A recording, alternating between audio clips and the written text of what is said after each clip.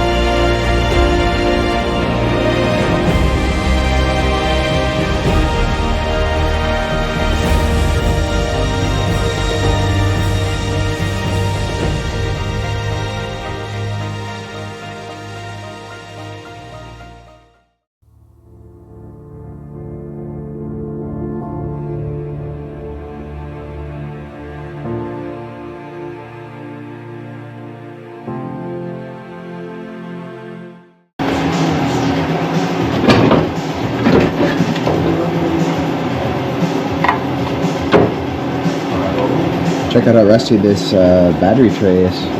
Got some holes starting over here. We're definitely going to be replacing this for sure. Wait a second. This is definitely not supposed to be there. I don't know how long this was tucked down under there under the headlight, but check out the rust in this thing. New tool.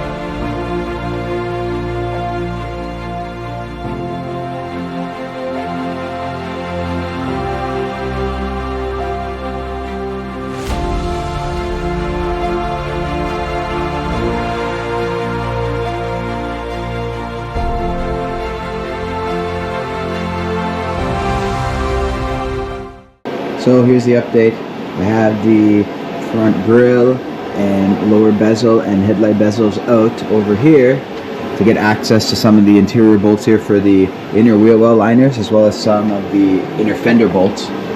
But I ended up finding some more funny stuff. Looks like someone put parts of a screen door into, I guess, prevent stones and rocks from hitting the radiator, but this backfired severely. And we have some rat droppings in here. That's always good. Gonna have to vacuum that up.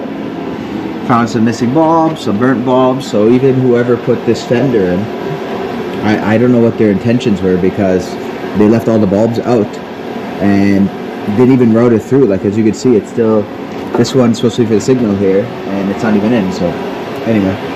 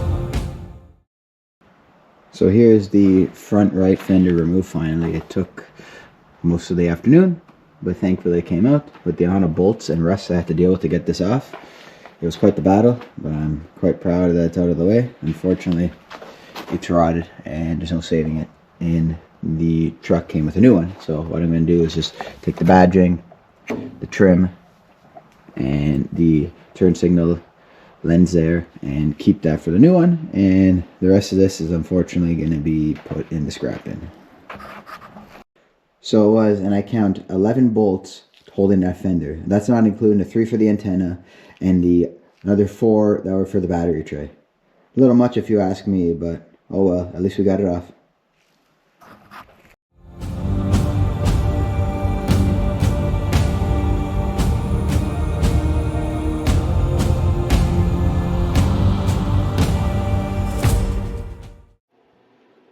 So that's day 1 wrapped up. We've been at it all afternoon and into the evening. As you can see, it's dark and snowing right now, but we made some pretty good progress. This fender ended up being a lot more work than I expected, but to recap, we got the whole front grille assembly, headlight bezels, all that removed, as well as the grille. We have the fender, right front fender out, as well as a fender liner. This was a little bit of a BITCH because of the amount of rust and broken bolts. But it's out now. It's out for tonight. It's going to clean up a bit, clean the tools, and we'll be back at it tomorrow. So here we are, day 2. We're going to be tackling the driver's fender now. Well, this is got some good and bad news. Fortunately, it's been obviously replaced before, so that means most of the bolts should come out with little to no effort. But I am seeing some issues here because whoever put this in is missing a few bolts, and obviously there's some alignment issues there, and we got missing bolts also up there, and that's just what I could see from the outside here. So this is going to be a problem when it comes to reinstall this in the future, because we're going to be short bolts. So I got to make a note that there was bolts missing so I don't go crazy later on. Well, it's never a good sign when not only is there a ton of bolts missing, you start to figure out why and what this guy's intentions were, because nothing's fitting, and I go to crack the first nut or bolt, sorry, under the fender, and all these shims fell out. So I don't understand what he was trying to do, putting a new fender on everything's rusted here and nothing's lined up. So I don't like to work like this. This is just a quick hack job I guess this guy did, putting a new fender on everything's rusted here and nothing's lined up. So I don't like to work like this. This is just a quick hack job I guess this guy did. But either way, we're gonna make it right. Look at all these shims. We have 3, 4, 5, 6, 7, 8 shims to gap the fender to the doors. I don't know, something about that just doesn't sound right.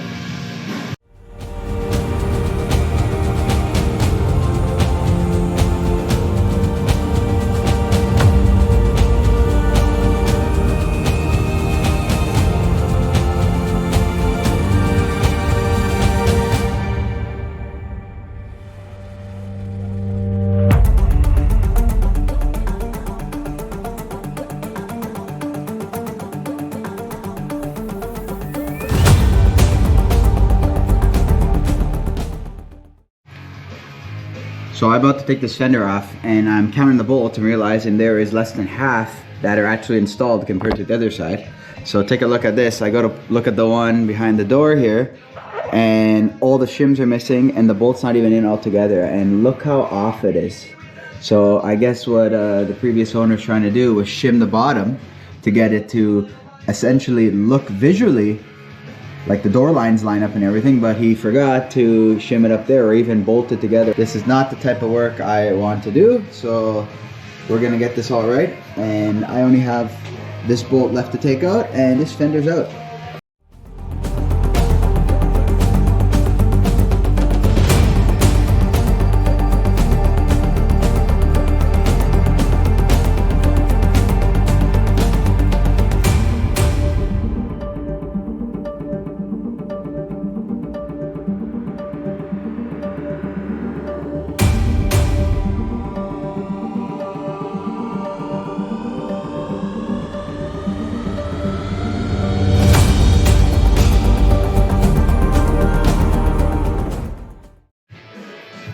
Okay, this is the front left fender out and front left wheel well liner out.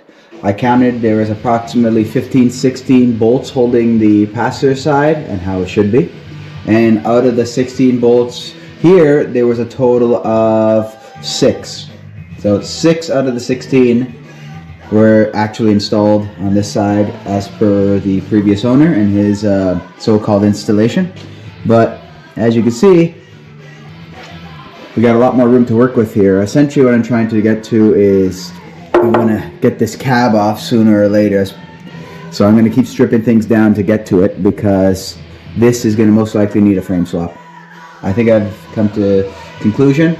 It's the best bet. We're going to build it from the ground up. So I'm going to see if I can get this cab off and also see if it's even worth saving this cab or not. So that's it for this week's episode, guys. We pulled the right front fender, right front wheel well liner. We got portion of the front grille and headlight bezels and all that removed. We have the front left fender out, front left wheel well liner out.